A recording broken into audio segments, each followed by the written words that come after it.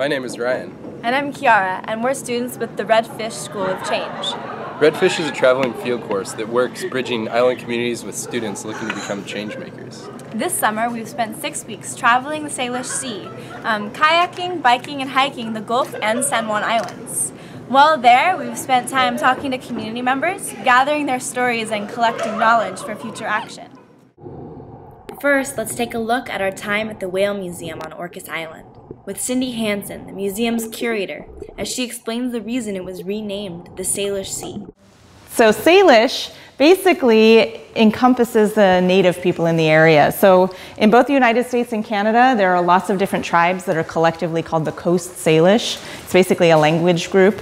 And so naming this area the Salish Sea is a way of honoring them. But the animals that live in the Salish Sea don't know about the little blue dotted line, right? They cross it all the time. So that was one of the reasons people wanted to have this big overarching name for this region, so that we would think about it as an ecosystem, rather than separating it out by country or by county or by city or island. It's all connected. And so it's basically a way of thinking about it as an ecosystem. So native people throughout here, some of them did hunt whales traditionally. Interestingly, none of the native people from the United States or Canada, anywhere up and down the coast, ever hunted orcas. Orcas are a totem animal, they're sacred, you would never harm an orca. As we learned from Cindy at the Whale Museum, southern residents are specifically reliant on spring Chinook salmon, and those salmon are reliant on herring, a small forage fish whose life cycle depends on healthy habitat. So next we have Nikki from Sea Change, an organization that works to restore eelgrass beds and create healthier nearshore ecosystems.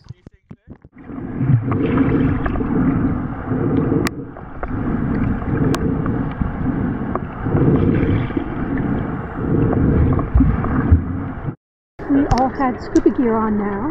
We would sink to the bottom and put our hands in from the tip of our finger past my elbow, and you still wouldn't feel any consolidated sediment. So there's nothing, even if eelgrass could grow, there's nothing for it to hold on to.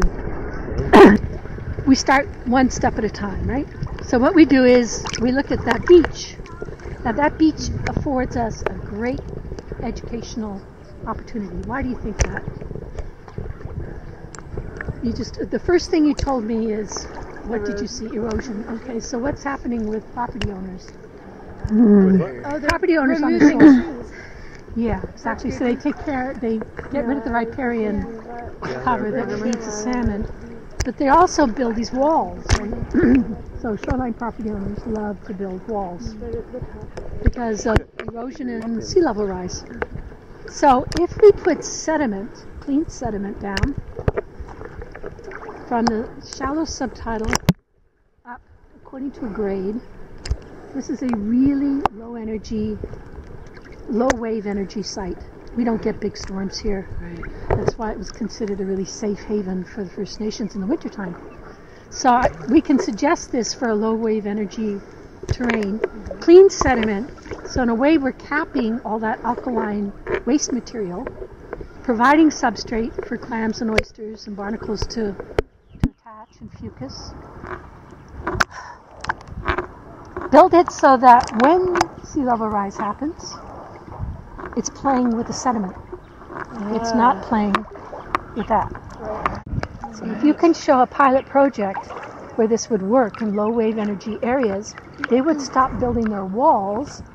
And what's wrong with walls against the ocean? You stop the beach from powering up. That's right. Longshore drift can't allow the beaches. This is exactly what's happening on Waikiki. That's right. The physical placement of them there, waves go like this, right? And you deposit all your sediment on one side, and you lose this entire stretch. Because the ocean's not being able to feed. And also what happens is all that fine sediment that provides substrate for clams and oysters and eelgrass, because the wave energy has to go somewhere, instead of extending itself onto land, it crashes back on the beach and takes all the fines, all the fine sediment back with it, so you get big boulders instead of mud flats and sandy shoreline.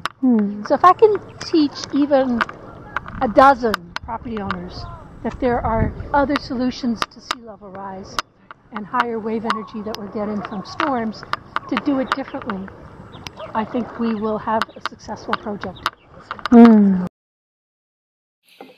Then we joined Turning the Tide, a people's paddle for the Salish Sea. The event is a gathering of kayaktivists looking to protect the Salish Sea from tar sand pipelines and oil tankers. The area they are looking to protect is critical habitat for the remaining resident killer whales. These citizens gather to look to collaborate on building a more ecologically sound future.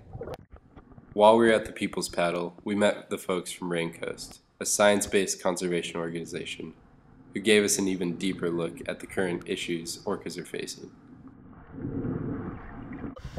The really cool thing about your paddle is that it's taking place in what's called the critical habitat of the southern resident killer whales. Critical habitat is actually a legal definition for the habitat that is vital to an endangered species. And our southern residents are critically endangered. There's only 80 of them. The southern residents are endangered for a few reasons, but originally one of the things that really impacted them was the removal of these animals for the aquarium. SeaWorld and all those aquariums moving whales and putting them into aquariums, mainly in the US, but around the world. And 40 or between 40 and 50 individuals from a pod, a small pod of whales, was taken from the group down here, and that really decimated their population. They sort of built their numbers for a while after that, and then they started to decline. And when they started to decline, they were one of the first species put onto Canada's endangered species legislation. And what came out of that, because they're an endangered species, was that we had to protect the waters that are their critical habitat. Over the fact that the government felt that they could just cross some lines on a map in all the places that were identified as their critical habitat, and that's all they had to do.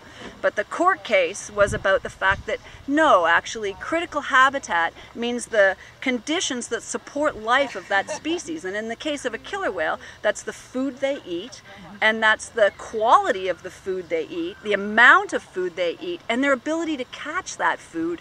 And to do so, these killer whales need quiet waters, because they catch their prey by communicating, determining where the prey are and communicating with others in order to catch that prey.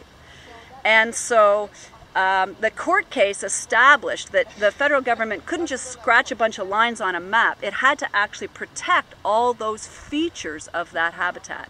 And that's kind of where we are now, with the fact that the law says we need to protect those, the quality of the food, the abundance of the food, and the ability to catch that food, but nothing is happening. The amount of salmon that whales eat by 20%, we can change from a slight decline in population, like into the future, but to increasing their population growth rate by about almost 2%, which is really substantial. So the neat thing is we really have two scenarios that have been laid out in front of us. If it's going to get worse for killer whales, it means extinction at some point in the future, but we can change.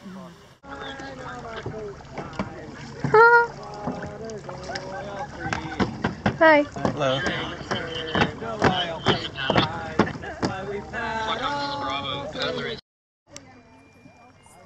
So as you can see, our journey at Redfish has been enriching and informative.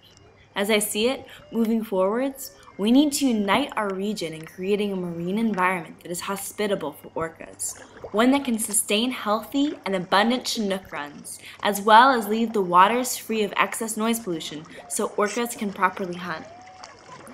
So much has been lost, but by collaborating and re-examining our roles in the natural world, we can begin on the long path forwards.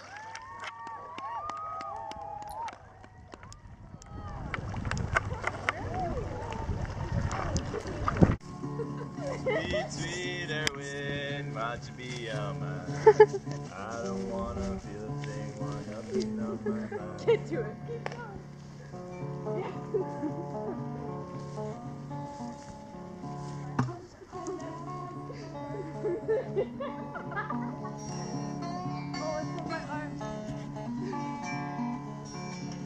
Watch me on my if you were to fill the ocean, I would drink it right.